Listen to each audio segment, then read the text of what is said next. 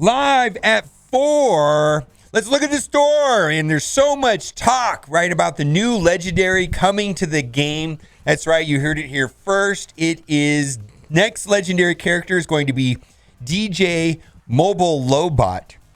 Nice hairdo, my guy. You guys ever play that Kinect game from like Xbox in 2012? Oh, there's some memeable stuff for that. Anyways, what do we got?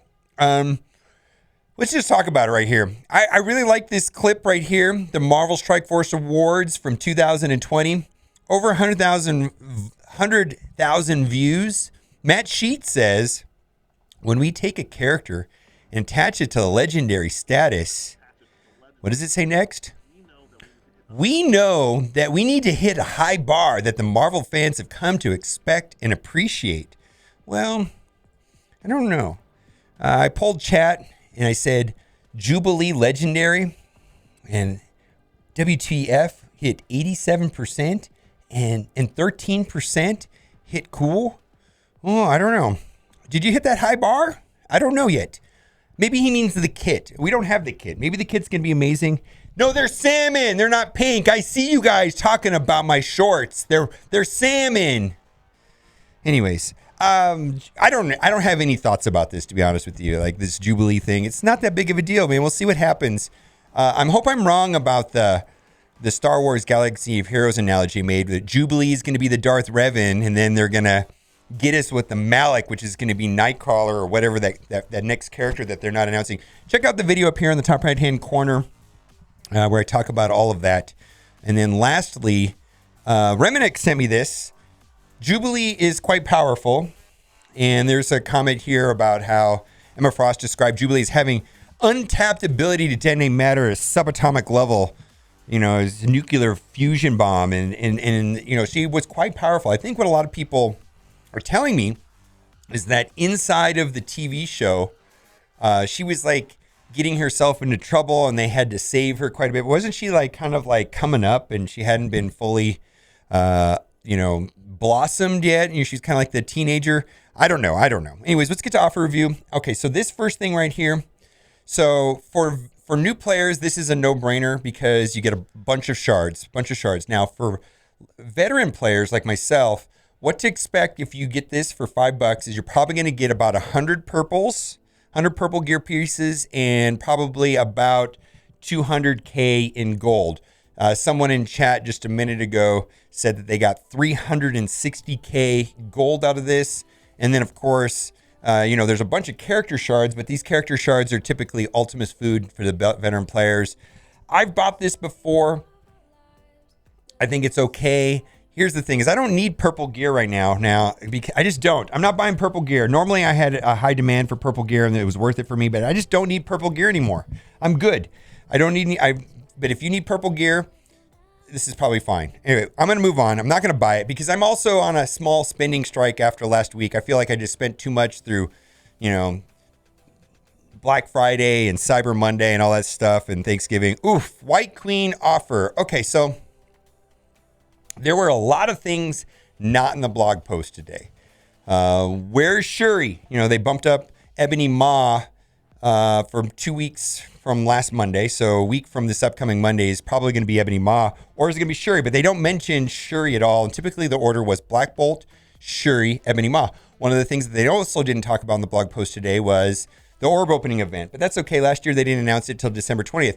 What they also did not talk about, and I'm referencing mid-October blog post where they said, we're not, remember when they replaced the milestone orbs for, and they were going to take out certain things and they were going to put in the ions, not the ions, but the ISO 8 orbs. And they said, oh, we're not going to do that, but we'll wait to the third version of the Emma milestone event before we do that. So they actually implied that there was going to be a third Emma milestone event. No word of that in the blog post either. Just saying. Do what you want to do. She is easily one of my favorite characters in the game. Top 3 in PvP, probably top 2. She's quite good. She's a really good character. Anyways, no joke. We played it against some the Kraken Guild Plants of Hulk, and I had a a full 7 Thanos get, her healing, with all the med bay up and everything in defense on war. I was not able to kill her with my 7 red Thanos. I don't know if they had a 6 red or a 7 red Thanos, but they probably had healer ISO 8 on it. But anyways, I got stuck just behind her because she was healing herself faster than I could do damage even with my Thanos. Crazy, right? Anyways, do what you got to do. This is absolute worst pricing in the game. We don't know if, I believe there's going to be a third event, but maybe they were wrong. They did talk about a third Emma event, but I'm also in that category where I've got her to 6 stars, and so I'm not really doing anything. Plus, I can't spend $70 to take her to 7 stars. My goodness. $70! Come on. Let's move on. All right, Red Skull now is made available in Doom 2. So I don't think there's a reason to buy this. You can get him in Doom 2 if you have access to Doom 2. Anyways, if not, maybe buy it. This is a good value right here. 400 character shards for $20. I get it. Let's go. I'm not recommending people buy the ISO 8s because I believe it's anchor pricing. However, I have bought the ions. I have problems with ions constantly, and so I've bought these before. But again, not amazing pricing. This is the anchor pricing. This is the initial offers. This is what they're getting out of us because it's the latest and greatest and newest, and that is that. Let's move on. Let's talk about the exclusive training offer. At best, these are worth $2 a piece, plus maybe another $3 for that. That does not add up to $20. Not a good value there. At best, I value these orbs at $1 a piece. So we've got 4 orbs right here for $4. That one is a Kingpin orb. I do like the Kingpin orbs. $1 for that. So that adds up to $5. Let's move on. Endless energy bunnies. Okay, sorry about the confusion yesterday.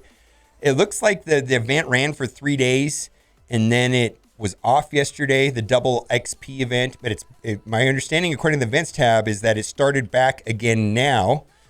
But if you're not sure, go check the events tab and see if it's running right now. My understanding it is. And if you're trying to push for level 80 sooner than later, this is an easy way of doing that. I personally see that the severe choke point for getting into Dark Dimension 4 is the 15s, and the 15s only, in my opinion, not necessarily getting to 80 or any of those other pieces. There's some smaller bottlenecks, but really it's coming down to the 15s and the 15s only. So I'm not buying into it. Ability orbs are trash.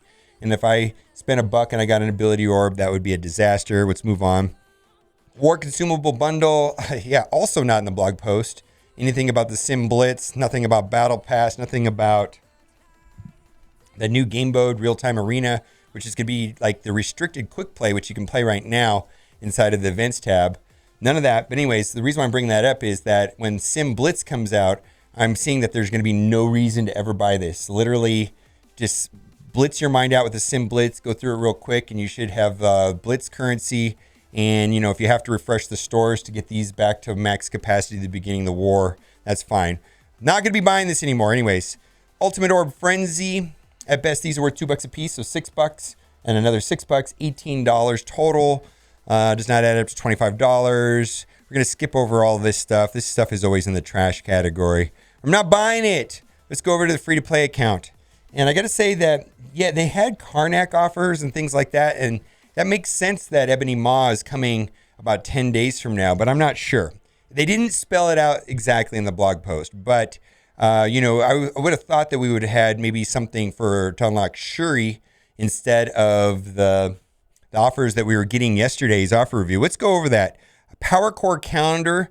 If you've spent $5 on this game, this would be the first $5 I would ever spend on this game. This is the best value I've seen for $5 in a long time.